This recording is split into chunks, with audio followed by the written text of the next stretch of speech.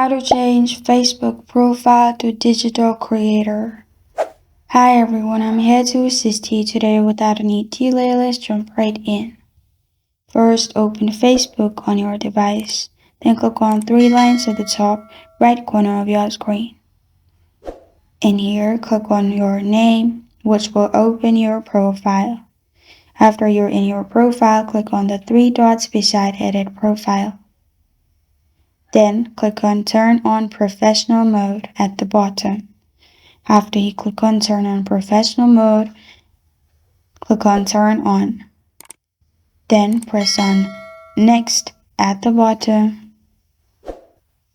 After you press on Next at the bottom, again press on Next and confirm it. After you have done that, you can simply go back to your profile and you will see Digital Creator in your info. This is how to change Facebook profile to Digital Creator. Thank you for joining me today. If this video helps you out, please leave a like and subscribe for more. Got a question or want to suggest a topic? Comment below. Thank you for watching.